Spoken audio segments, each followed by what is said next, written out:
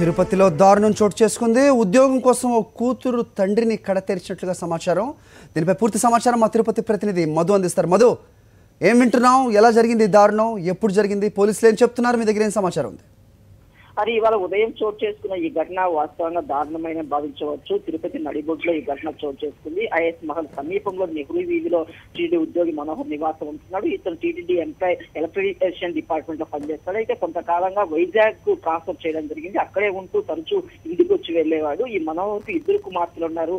ఇద్దరు కుమార్తెల్లో చిన్న కుమార్తె తరచూ గొడవ పడేది. స్వచ్ఛంద పదవీ విరమణ చేస్తే ఆ ఉద్యోగం తనకు వస్తుందని శిరీష భావిస్తూ వచ్చింది. అంటే తండ్రి ఎవరైతే ఉన్నారో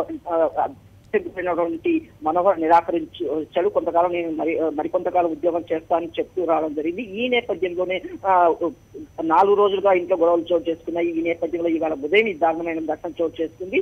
తండ్రిపై చిన్న కుమార్తె శిరీష రాజ్ తో దాడి చేసినట్టు మనకు ప్రత్యక్ష సాక్షుల ద్వారా పోలీసుల సమాచారం ద్వారా అర్థమవుతుంది.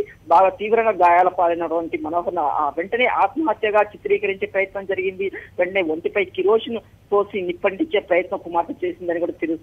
ఈ సందర్భంగానే ఎవరైతే చిన్న కుమార్తె ఉన్నారో శిరీష కూడా స్వల్పంగా మంటలకు కాల్కోవడం జరిగింది. ఆ తర్వాత ఏదైతే వెస్ట్ పోలీస్ స్టేషన్ పరిధిలో ఉంటుంది అక్కడ ఉన్నటువంటి సంఘటనా స్థలానికి పోలీసులు ఇప్పటికే చేరుకున్నారు. అక్కడికి శిరీష్ కూడా అదుపులోకి తీసుకోవడం జరిగింది. హరి, మధు, అంటే ఈవిడ తల్లి ఎక్కడుంది? మరి తల్లి ఉన్నారా? ఉంటే కనుక ఏం చెప్తున్నారు ఆవిడ? ఈ కుమారి అంటే శిరీష అని చెప్తున్నారు. ఆవిడ మానసిక స్థితి సరిగానే ఉందా? అంటే వింటుంటే ఆవిడ చేసిన పని నిజంగా ఎక్కడ విననిది ఇంత దారుణం అని తెలుస్తూ ఉంది. సో ఆవిడ మానసిక పరిస్థితి ఏ విధంగా ఉంది? అలాగే ఇద్దరు కూతుళ్ళు అంటున్నారు. ఇంకో కుమార్తెతో మీరు మాట్లాడడం జరిగిందా? ఆవిడ ఏం చెప్తోంది?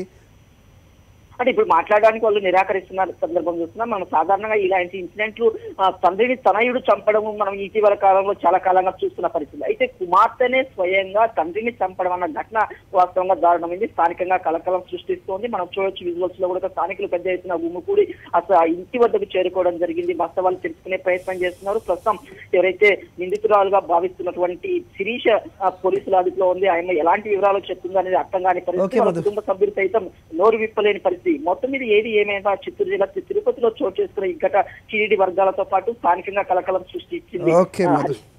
మరి వివరాల కోసం మిమ్మల్ని మళ్ళీ కాంటాక్ట్ చేస్తాం. Thanks for the inputs for